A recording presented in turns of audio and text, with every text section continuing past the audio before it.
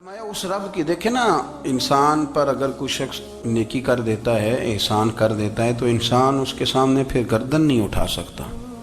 यार ये मेरे मुश्किल वक्त का दोस्त है, इसने मेरे साथ नेकी की है, कभी भी गर्दन नहीं उठाएगा, झुका के रखेगा। तो अगर आम कोई नेकी कर दे तो उसके सामने इंसान कभी गर्दन नहीं उठाता, तो जो रब सारी नेमतें अता फरमाए, जो कहे कि तेरी तख्लीक मैंने की, तुझसे पहलों को भी पैदा मैंने किया, तेरे लिए ज़मीन का बिछोना भी मैंने बिछाया, आसमान की छत भी मैंने लगाई, तेरे लिए ज़मीन से सारी अनाज को, फल को, खेतियों को निकाला भी तेरे लिए। अब तू इस तरह कर कि तू मेरी इबादत कर, तू मेरी बारगाह में झुक जा। बहुत सारे नशे लोगों को लगे हुए होते हैं। हर आदमी कोई ना कोई नशा करता है, कोई दौलत का करता है, कोई शोहरत का करता है, कोई अपनी तारीफ का नशा करता है। दो चार लोगों से तारीफ सुन के मुतमईन हो जाता है। नाराज तो नहीं हो गया इस जुमले से आप? करते हैं लोग दौलत का नशा भी। ये जब नुकसान होता है तो बंदे बीमार नहीं हो जाते, पैसे डूब जाते हैं तो लोग बीमार नहीं हो जाते। तो इसका मतलब ये होता है कि नशा टूट गया है। अब बहक हुए हैं ना थोड़े से तो कांपते हैं, तड़पते हैं, परेशान। नशा ही इसी तरह ही करता है ना, नहीं मिलता तो परेशान होता है। ये सारे नशे हैं, मुख्तलिफ किस्म का नशा। अब मानते नहीं इस बात को, तस्लीम नहीं करते, क्योंकि तस्लीम करना बड़ा मुश्किल काम है। उसके लिए तो बड़ी सारी चीज़ें जो है वो दबोच के और बड़ी सारे रास्ते फलांग के आना पड़ता है, तो बड़ा मुश्किल है मानना, वरना करते हैं हम। हमारा मिजाज है। ये घूमने फिरने का, दुनिया देखने का भी एक नशा है, ये बहुत सारी बातें करने का भी एक नशा है, गपशप का भी एक नशा है। दो चार लोगों की जब तक पगड़ियां ना खोल लें, बाज लोगों को नींद नहीं आती। ये गीबत का, चुगली का, बददयांती का, ये भी एक नशा है। इस पर मुल्ला रूमी रहमतुल्लाह ने बड़ा कलाम लिखा है। वो कहते हैं मांग के खाने का भी नशा है, मांग के खाने का भी नशा है। वो कहते हैं कि एक भीख मांगने वाली खातून थी, तो बादशाह के पास भीख मांगने आई, तो बादशाह को पसंद आ गई, उसने शादी कर ली। अब उसको आदत थी भीख मांग के खाने की, तो वो कनीजों से कहा करती थी कि फटाफट ना रोटी लेके आया करो, मैं 2-3 दफा मांगूं तो फिर लाया करो। क्योंकि एक नशा है ना, तो मैं मांगूं 2-4 दफा तो फिर। तो इंसान बहुत सारे नशे करता है, ये मानता नहीं। ये मोबाइल, ये फेसबुक, ये सारे नशे ही हैं। अपनी फोटो लगा लेना, सारा दिन उसी को देखते रहना। और बड़े बड़े सियाने बंदे जो वज़ादार हैं, बड़े वज़ादार लोग हैं, लेकिन वो भी संजीदगी के कायल नहीं, इस तरह के नशों का शिकार हैं। ये सारे नशे हैं जो हमने पाल लिए। हमारे सूफिया, हमारे बुजुर्ग फरमाते हैं कि तुम इस तरह करो, अगर सारे नशों से बचना चाहते हो तो सजदे का नशा शुरू करो, सजदे का नशा शुरू करो। ये ना इकबाल कहते हैं, हो अत्तार हो, रूमी हो, राजी। आप बात को समझें, अत्तार हो, रूमी हो, राजी हो, गजाली हो, कुछ हाथ नहीं आता बे आहे सहरगाही। कहते बहुत बड़ा सूफी हो जैसे फरीदुद्दीन अत्तार थे, बहुत बड़ा तसव्वुफ का इमाम हो जैसे इमाम गजाली थे, बहुत बड़ा तफसीर का उस्ताद हो जैसे इमाम राजी हो। अत्तार हो, रूमी हो, राजी हो, गजाली हो, पर कुछ हाथ नहीं आता बे आहे सहरगाही। अगर सवेरे उठ के रोता नहीं ना अल्लाह की बारगाह में, अगर तहज्जुद नहीं ना पढ़ता, तो कुछ हाथ नहीं आता बे आहे सहरगाही। फिर इसको कोई चीज नसीब। मेरी बात की समझ आ रही है आप हजरात? जब तक आप सवेरे नहीं उठते, आप अल्लाह अल्लाह नहीं करते, आपको नवाफल का चस्का नहीं, इबादत का मजा नहीं, फरमाया मेरी इबादत करो, ये शौक पैदा करो, मैंने तुम्हें पैदा किया है। हम लोगों के नशे, मुख्तलिफ नशे, बड़ा अजीब रंग है। महफिल की सदारत करने वाले बड़े पीर साहब, बड़े अलकाबात, हो बीच में से बंदा तलाश करने से भी नहीं मिल रहा, इतने बड़े लकब है उसके। लेकिन वो साज संवर के 2.5 घंटे बैठा रहा महफिल में, और नमाज का वक्त आया तो उसने मुख्तसर सी पढ़ी, वो निकल गया। हल्के से सजदे किए। ओ इतना बड़ा इश्क रसूल नात का, ओ हो क्या बात है। और इश्क रसूल का बहुत बड़ा पैगाम्बर, बहुत बड़ा मुबल्लिग, और बेचारा समझ ही नहीं सका कि अल्लाह के रसूल ने फरमाया तो नमाज पढ़, मेरी आंखें ठंडी हो जाएंगी। تو یہ نشے کے عادی تو ہیں پر حقیقت کے قائل نہیں ہیں. یہ بس ٹھیک ہے خوابوں کی دنیا میں لوگ زندہ ہیں، پر جن کو یہ جو نشہ تھا نا عبادت کا، یہ میرے رسول پاک کی چاہت ہے، یہ میرے نبی کریم علیہ السلام کی. آپ دیکھیں نا حضور مہینوں جا کے غار حرا میں بیٹھتے، کیا وہاں تبلیغ کرتے تھے؟ کوئی کتاب لکھتے تھے؟ رسول کریم علیہ السلام مہینہ رہتے غار حرا میں، کوئی نہ مجھے دیکھے، کوئی نہ مجھے ملے. حضور یہاں کیا ہے؟ فرمایا میں اپنے رب کی عبادت کروں گا. نبی کریم علیہ السلام نے سجدوں کے ساتھ پتھروں اور پہاڑوں کو آباد کر دیا، سجدوں کے ساتھ. آپ کا سجدہ آپ کو بہت ساری چیزوں سے چھڑا لیتا ہے، یہ بہت ساری جگہوں سے جھکنے سے بچا لیتا ہے. صوفیاء اولیاء یہ کیا کرتے تھے؟ یہ سجدے کا ذوق ہی تو پیدا کرتے تھے. سجدے کا ذوق شاہ عبدالعزیز دباغ رحمت اللہ تعالی علیہ اپنے مریدوں سے فرمایا کرتے تھے کہ اگر تم پکے نمازی بن جاؤ نا، تہجد گزار ہو جاؤ، تو میرے پاس آنا جانا چھوڑ دینا. عرض کی حضور کیوں؟ فرمایا میں تمہارے اور رب رسول کے راستے میں رکاوٹ نہیں بننا چاہتا. اب میرا مقصود ہے تمہیں وہاں تک پہنچانا. جب پہنچ گئے تو پھر میری ضرورت ختم ہو گئی. ہاں کبھی وسوس آئے، شک پیدا ہو، تکلیف ہو تو آنا، ورنہ میں نہیں چاہتا کہ میں رکاوٹ بنا رہوں. تم اللہ اللہ کرو، اس مالک کو راضی کرو. میرے رسول پاک علیہ وسلم نے فرمایا بندہ اللہ کے سب سے قریب اس وقت ہوتا ہے جب وہ سجدے کی حالت میں ہوتا ہے. کس کے قریب ہوتا ہے؟ اللہ کے سب سے قریب ہوتا ہے. وہ بڑا نیڑے ہے رب کے، بڑا قریب ہے، اس لیے کہ وہ حالت سجدہ میں. وہ جب سجدے کرتا ہے نا، اس کی بارگاہ میں جب جھک جاتا ہے. آپ ذرا سجدے کی کیفیت دیکھیں نا، زبان بھی یہاں ہے، آنکھ بھی یہاں ہے، کان بھی، عقل بھی ساری، اس نے سارا کچھ رکھ دیا سجدے میں.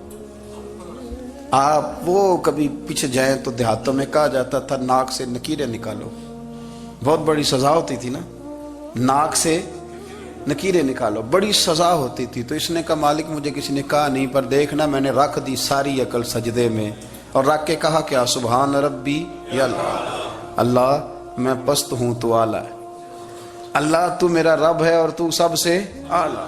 اتنا. اور فرمایا جب یہ اس کیفیت میں ہوتا ہے تو پھر یہ اپنے رب کے قریب ہوتا ہے. کثرت عبادت، نوافل. ہمارے ہاں عمرے کی قرآن اندازی محفلوں پہ ہونے لگ گئی ہے، حالانکہ حدیث سے ثابت نہیں.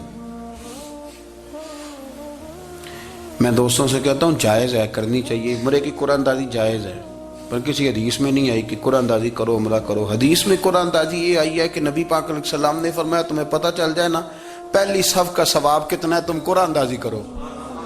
عمرے کی قرآن اندازی کا تو پوسٹر چھپتا ہے، تو یہ والی قرآن اندازی کب ہونی ہے؟ ہونی چاہیے کہ نہیں؟ حضور نے فرمایا تمہیں پتہ چلے کہ اس کا ثواب کتنا، تو تم قرآن اندازی کرو، تم قرآن ڈالو. جب آپ نماز پڑھ رہے ہوتے ہیں، جب آپ کا مصلی آباد ہوتا ہے، صلاح الدین ایوبی ایک بزرگ سے ملاقات ہو گئی، بیت المقدس پر قبضہ تھا عیسائیوں کا. تو صلاح الدین بڑے پریشان تھے. بابا جی کہنے لگے پتر کیا ہوا؟ کہنے لگے حضور پتہ چلا ہے دشمن کے 2 بحری بیڑے اسلحہ لے کے آ رہے ہیں. مسلمان پہلے ہی کمزور ہیں، اور اب اگر 2 بحری بیڑے اور آ گئے تو حضور مسئلہ بن جائے گا. تو میں پریشان ہوں کہ کس طرح یہ کم مسئلے والی ہماری فوج ہے کیسے مقابلہ کرے گی. تو بابا جی کہنے لگے پتر اس طرح کرنا، آج رات تو بھی دعا کرنا اور میں بھی کروں گا. تو بھی دعا کرنا، آپ ناراض نہ ہونا. ہم تو پیروں والے ہیں، ہم تو پیروں کے نوکر غلام ہیں، ہمارا تو گزارا ہی نہیں، ہمیں تو ملتا ہے سارا کچھ وہاں سے. پر میرا سوال یہ ہے کہ تعویذ لینے جاتے ہو نفل کیوں نہیں پڑھتے؟ رات اللہ اللہ کیوں نہیں کرتے؟ یہ بھی تو ہمارے بزرگوں کا ہی طریقہ ہے، انہوں نے تو ہمیں سکھایا ہے. صلاح الدین ایوبی سے بزرگوں نے کہا کہ رات آج نا اللہ اللہ کرنا، تو میں تیرے لیے دعا کروں گا، تو بھی دعا کرنا. تو بندہ جب دکھی ہوتا ہے تو سجدہ کرتا ہے، تو پھر ہی تو مصلی بھیگ جاتا ہے، پھر ہی تو مزہ آتا ہے. سکھی بندہ تو کعبے جا کے نہیں روتا. دکھی تھے، تکلیف تھی، تو سر رکھا سجدے میں تو تڑپ گئے. اور وہ بابا جی کہتے ہیں میں مسجد آیا تو صلاح الدین چیخے مار کے رو رہا تھا، اور کہہ رہا تھا مالک میں کوئی اپنی شان کے لیے تو نہیں نہ لڑ رہا، اللہ کو میں کوئی قبضوں کے لیے تو نہیں لڑ رہا، مالک تیرے لیے لڑ رہا ہوں، مجھے بے آبرو نہ کرنا، میری مدد فرمانا۔ کہتے ہیں میں آیا تھا کہ مسجد میں دعا کروں گا، پر صلاح الدین ایوبی کو روتے دیکھا تو میں لوٹ گیا۔ تو سویرے صلاح الدین ملے تو بڑے خوش تھے۔ میں نے کہا پتر کیا ہوا؟ کہنے لگے حضور وہ بحری بیڑے دو آ رہے تھے نا اسلحہ لے کے، دونوں ڈوب گئے پانی میں ڈوب گئے۔ تو بابا جی کہنے لگے صلاح الدین وہ پانی میں نہیں ڈوبے، وہ تیرے آنسوؤں میں ڈوب گئے، وہ غرق ہو گئے، وہ جو تو نے مسلح بات کیا تو وہ تیرے آنسوؤں میں ڈوب گئے، وہ غرق ہو گئے، وہ تباہ، اتنے قیمتی تھے تیرے آنسو کے بہا لے گئے دشمن کے بحری بیڑوں کو۔ میرے بھائی ٹھیک ہو گیا جی، میرے عزیز سمجھ لیں اس بات کو ہمیشہ کے لیے، اور اس پر غور کر لیں اچھے طریقے سے کہ میرے رسول کریم سید عالم صلی اللہ علیہ وسلم نے نا ہماری توجہ دلائی، حضور نے ہمیں بتلایا، ہمارا ذوق بڑھایا عبادت کی طرف۔ ایک صحابی تھے حضرت ابو فاطمہ رضی اللہ تعالیٰ عنہ، یہ ترمذی شریف کی حدیث ہے۔ نبی پاک علیہ السلام نے فرمایا ابو فاطمہ قیامت کے دن مجھ سے جلدی ملنا چاہتے ہو کہ دیر کے ساتھ؟ تو کہنے لگے حضور کون ہوگا جو دیر سے ملنا چاہے گا، ہم نے تو جان دے دی وعدہ دیدار پر۔ اعلیٰ حضرت فرماتے ہیں جان دے دی وعدہ اور نقد اپنا دام ہو ہی جائے گا۔ مجھے لگتا ہے کہ یہ سودا نقد و نقد ہو جانا ہے، چونکہ ہم نے جان دے دی وعدہ دیدار پر۔ آپ نے وعدہ کیا تھا کہ مریں گے تو پھر زیارت ہوگی، تو مر گئے ہم زیارت کی خاطر۔ جان دے دی وعدہ دیدار پر تو نقد اپنا دام ہو ہی جائے گا۔ اے رضا ہر کام کا ایک وقت ہے، دل کو بھی آرام ہو ہی جائے گا۔ تو حضرت ابو فاطمہ رضی اللہ تعالیٰ عنہ سے نبی پاک صلی اللہ علیہ وسلم نے فرمایا جلدی ملنا چاہتے ہو کہ دیر سے؟ عرض کی حضور فٹافٹ ملنا ہے، میں نے قیامت کے دن آپ سے جلدی ملنا ہے۔ تو نبی پاک علیہ السلام نے فرمایا پھر اس طرح کرنا، دنیا میں رہ کے سجدے زیادہ کرنا، پھر سجدے زیادہ کرنا، قیامت میں ملاقات جلدی ہو جائے گی، قرب ملے گا تمہیں۔ اپنے بچوں کے اندر دیکھیں نا، ہم شوق پیدا کرتے ہیں، ہمیں صحیح لفظ نہیں بولنے آتے پر ہم بچوں میں شوق پیدا کرتے ہیں کہ پتر ڈاکٹر بن جائے گا تو بڑا نفع کرے گا، تو لوگوں کی خدمت کرے گا، ملک و ملت کی خدمت کرے گا، تیرے ابا کا نام روشن ہوگا، تیرے دادا کی تعریفیں ہوں گی۔ ہم یہ ذوق پیدا کرتے ہیں، ہم اپنے نوجوانوں کے اندر یہ فکر پیدا کرتے ہیں، انہیں ہم سمجھاتے ہیں کہ میاں جب تم پڑھو گے، محنت کرو گے تو فلاں آدمی کی طرح تمہارا نام ہوگا۔ یہ جتنا ذوق ہم بچوں کے اندر ان چیزوں کا پیدا کرتے، ہمیں حکم ہے کسی طرح ہم ذوق پیدا کریں کہ پتر نماز پڑھے گا تو اللہ راضی ہو جائے گا، تو سجدہ کرے گا۔ دیکھیں نا میرے رسول کریم علیہ السلام نے فرمایا 7 سال کے بچے کو مسجد لے کے جاؤ، یعنی اسے شوق دلاؤ، اس کے اندر یہ خاصیت پیدا کرو کہ اس کا دل کرے مسجد میں جانے کو، اس کے اندر یہ خصوصیات لاؤ کہ وہ ہمارے ہاں نا ہر چیز کو پرموٹ کیا جا رہا ہے، ہر چیز کو، یعنی سر سنگیت سکھانے کے لیے اکیڈمیاں بن گئی ہیں، ہر شے پرموٹ ہو رہی ہے، عبادت کا جذبہ کم ہوتا جا رہا ہے، اللہ کا ذوق ہمارے اندر نہیں رہا۔ اور اتنا مشکل ہم نے اپنے لیے بنا لیا ہے کہ وہ بندہ جو بڑی زبردست مذہبی گفتگو کر رہا تھا اور تگڑی بات کر رہا تھا، کیا بات ہے، لیکن نماز کے بارے میں کمزوری دکھا جاتا ہے، نوافل کے بارے میں وہ چپکے سے نکل جاتا ہے۔ امام احمد بن حنبل رحمۃ اللہ تعالی علیہ، مسند امام احمد بن حنبل 14 جلدوں میں ہے مارکیٹ میں، اور مجھے تو خیر پسندی بڑی ہے، میں نے تو کئی دفعہ پڑھی ہے۔ اور کیا بات ہے امام احمد بن حنبل کی، کیسے تگڑے قسم کے محدث تھے، اور اللہ نے کتنا انہیں اعزاز عطا فرمایا ہوا تھا۔ یہ کوڑے بھی کھاتے تھے دین کی خاطر، سارا کرتا لہو سے بھر بھی جایا کرتا تھا، بڑا اعزاز والا شخص تھے، بڑے اعزاز والے، حدیثیں جمع کرنا، حدیثیں لکھنا، حدیث پڑھانا، سارا دن رہتے تھے۔ کہہ سکتے تھے کہ میں کر تو رہا ہوں کام، اور حدیث بھی موجود ہے کہ عالم عابد سے افضل ہوتا ہے، پر اس کے باوجود امام احمد بن حنبل رحمۃ اللہ علیہ 300 نفل فرض نمازوں کے علاوہ پڑھا کرتے تھے، 300 نوافل روز پڑھا کرتے تھے۔ ان کے بیٹے نے کہا ابا جی مکان خریدنا ہے تو وہ جگہ کہاں کر کے لوں، بہت ساری آبادیاں، تو فرمایا پتر وہاں لینا جہاں مسجد قریب ہو۔ میرے رسول کریم سید عالم صلی اللہ علیہ وسلم اتنا پسند کرتے مسجد کو، اتنا پسند کرتے نماز کو کہ رسول کریم صلی اللہ علیہ وسلم تہجد کی نماز بھی پڑھتے، پھر حضور فجر کی نماز بھی پڑھتے، نبی پاک وتر کو الگ کر کے پڑھتے، عشاء کے ساتھ نہیں پڑھتے۔ یہ تو ہم اس لیے اجازت دی ہمارے بزرگوں نے کہ بعد میں اٹھے گا کون علیحدہ وتر پڑھنے کے لیے، عشاء کے ساتھ پڑھ لے۔ وتر پڑھتے، تہجد پڑھتے، فجر پڑھتے، اشراق پڑھتے، چاشت پڑھتے، پھر مغرب کی نماز کے بعد 6 رکعت اوابین پڑھتے، پھر رات کو صلاۃ اللیل پڑھتے۔ سیدہ عائشہ صدیقہ کہتی ہیں زمانہ سو جاتا اور میرے رسول مصلی بچھا کے کھڑے ہو جاتے۔ او یار، کھیتی باڑی کر کے نہیں، محنت مزدوری کر کے نہیں، جناب عائشہ کہتی ہیں میں یہ بھی دیکھتی کہ حضور ایک آیت شروع کرتے تو ساری رات اسی کو پڑھتے، اور میری نظر جاتی تو قدم مبارک پہ ورم آ جاتا۔ یار نماز پڑھ پڑھ کے، اتنی مشقت کر کے، اتنی جد و جہد کر کے ورم آ گیا، یا رسول اللہ اتنی محنت کیوں کرتے ہو؟ فرمایا افلا اکون عبدا شکورا، کیا میں اپنے رب کا شکر گزار بندہ نہ بنوں؟ صحابہ کا ذوق عبادتوں کا، ریاضتوں کا، تلاوتوں کا، طبیعت ان کی، وہ ایک دوسرے کو، حضرت مولا علی شیر خدا کرم اللہ تعالی وجہہ الکریم کے زمانے میں روم کے بادشاہ نے کہا یار یہ مسلمانوں کا پتہ تو کرو، یہ آخر کیوں اتنے زیادہ مجاہد ہیں؟ اس زمانے میں جاسوس بھیجنے کا مزاج تھا، اب تو جاسوس پکڑا جاتا ہے، اب تو جاسوس اور جاسوسی کا شوق ویسے آج بھی ہے۔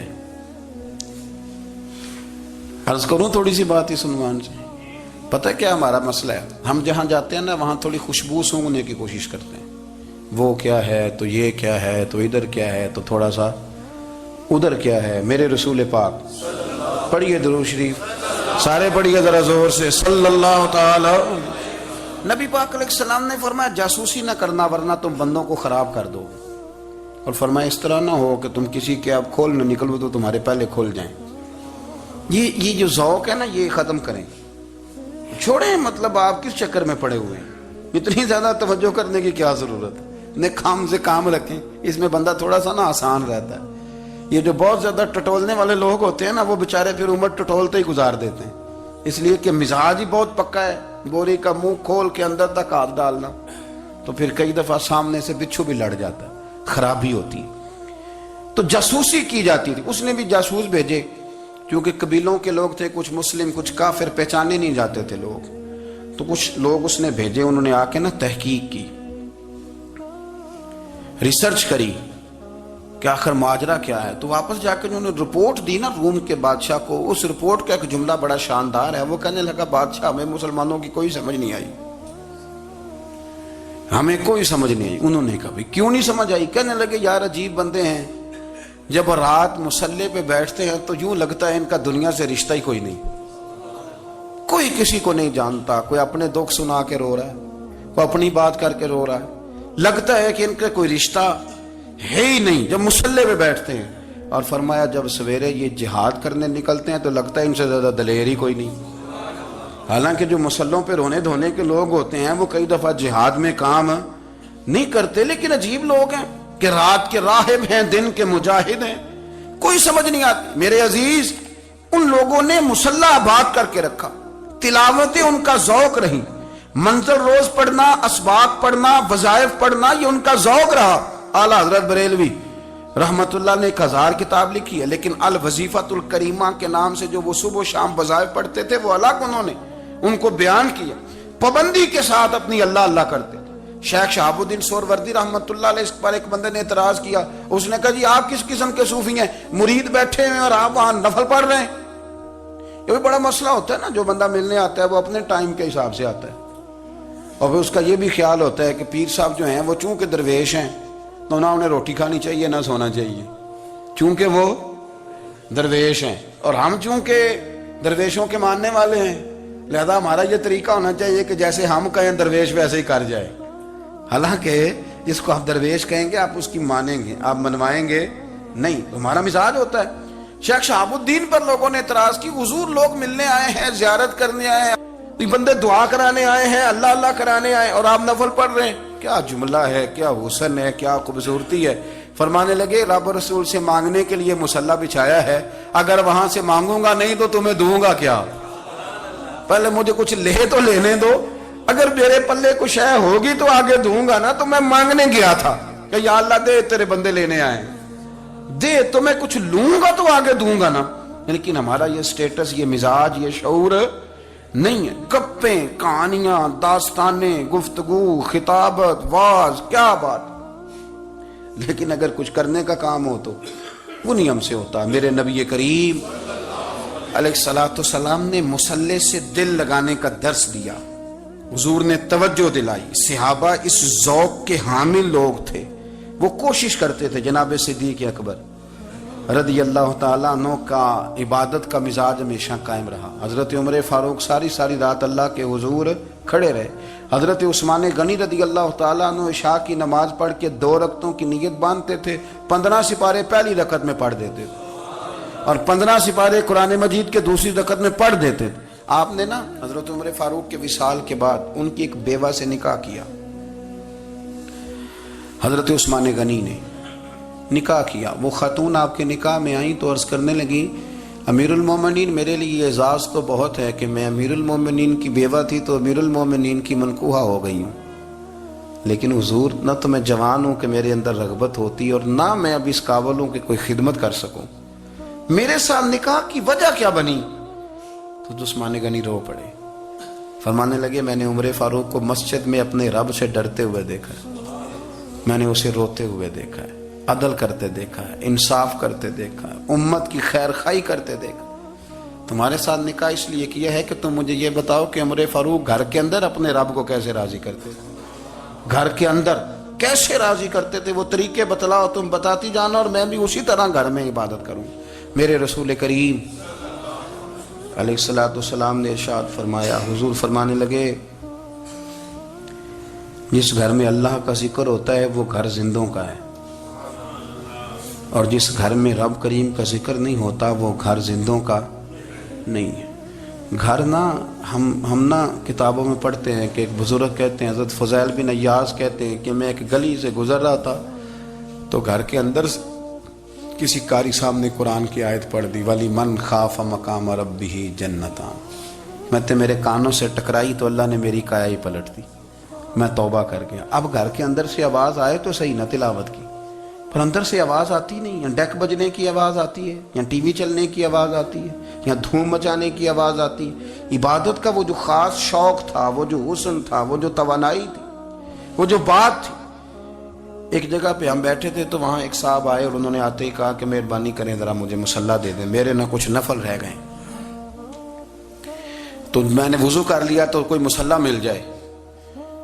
مصلی انہیں دے دیا گیا, وہ مصلی لے کے چلے گئے تو پیچھے ایک صاحب نے تبصرہ کیا, کہنے نے کتنا ریاکار بندہ ہے, لوگوں کو دکھا رہا ہے کہ میں نفل پڑھتا ہوں, ہے کوئی بات کرنے والی. میں نے اسے کہا, میں نے کہا تو مہربانی کرنا, اس طرح کی ریاکاری تو بھی کر, پکڑ مصلی اور جا تو بھی تھوڑی ریاکاری کر کے آ, اٹھ ذرا. شکر کر کو یہ ریاکار بھی ملا ہے, کوئی نفل پڑھ کے ریاکاری کر رہا ہے. اللہ کا میں کہتا ہوں کو پڑھے تو صحیح نہ, یار یہ کوئی دور ہے نفل پڑھنے کا, اس میں تو لوگوں کا مزاج ہی نہیں, طبیعت ہی نہیں. میں نے کہا چل مہربانی کر, یہ لے مصلی اور تو بھی جا تھوڑی سی, یا کر یا ریاکاری کرو تو صحیح نا, مزاج ہی نہیں, ذوق. جمعے کی نماز پڑھ کے یوں دنیا بھاگتی ہے, او ہو پتہ نہیں کون سی پیچھے آگ تھی جو بجھائی جائے گی. اور آج تک لوگ مسئلہ پوچھ رہے ہیں کہ جمعے کی بعد والی سنتیں کتنی ہوتی ہیں. میں نے کہا کتنے سال ہو گئے جمعہ پڑھتے, کتنے سال ہو گئے, ابھی تک سنتوں کا نہیں پتا, ابھی تک نے علم کے پہلے کتنی رکھتے ہیں اور بعد میں کتنی رکھتے ہیں. فجر کی سنتیں کب پڑھنی چاہیے, سنو فجر کی سنتوں کے بارے میں. میرے رسول کریم سید عالم صلی اللہ تعالی علیہ وسلم سے ایک صحابی نے پوچھا تھا, حضور میری فجر کی سنتیں رہ گئیں یا رہ جاتی ہیں تو حکم کیا ہے, کیا انداز ہے حضور کا. بخاری مسلم کے لفظ سنو, حضور سید عالم صلی اللہ علیہ وسلم فرمانے لگے. اس نے کیا پوچھا تھا, حضور جواب کیا دیتے ہیں, فرمایا فجر کی سنتیں کبھی نہ چھوڑنا, فجر کی پہلی 2 سنتیں کبھی نہ چھوڑنا. یا رسول اللہ صلی اللہ تعالی علیہ وسلم میری رہ گئی ہیں, رہ جاتی ہیں. فرمایا فجر کی 2 سنتیں نہ چھوڑنا. فرمایا فجر کی پہلی 2 سنتیں مجھے دنیا اور دنیا کے اندر جو کچھ ہے وہ سب سے زیادہ پیاری ہے. فجر کی 2 سنتیں دنیا اور دنیا میں جو کچھ ہے مجھے وہ سب سے زیادہ پیاری ہیں, اس لیے فجر کی سنتیں نہ چھوڑنا. اپنا ذوق, اپنی طبیعت, ہم نے نا ذوق غلط بنا لیا ہے. اگر 20 بندے کہہ بھی دیں گے تو نے بڑی شاندار تلاوت کیا تو کیا اس سے بنے گا؟ 100 بندہ کہہ بھی دے تیری کیا بات ہے، کیا بات ہے نعت خاں کی، کیا بات ہے علامہ صاحب کی، پیر صاحب کی، پیر مہر علی شاہ صاحب رحمت اللہ علیہ، آپ تشریف فرما تھے تو آپ کے ایک ہی بیٹے بابو جی جن کو کہا جاتا ہے، جس دن صاحبزادے پیدا ہوئے تو خادم نہ وہاں سے نکلا، ان لوگوں کے شوق اور طرح کے تھے نا تو ان کی توجہ بھی اپنے شوق کی طرف رہتی، تو خادم نکلا اندر سے، پیر صاحب مبارک ہو، پیر صاحب مبارک ہو، پیر صاحب مبارک ہو، پیر صاحب مبارک ہو، شور کر رہے ہیں، تو پیر صاحب کو وجد ہو گیا، اللہ اکبر اللہ اکبر اللہ، وہ کیا ہوا، کس بات کی مبارک دے رہے ہو؟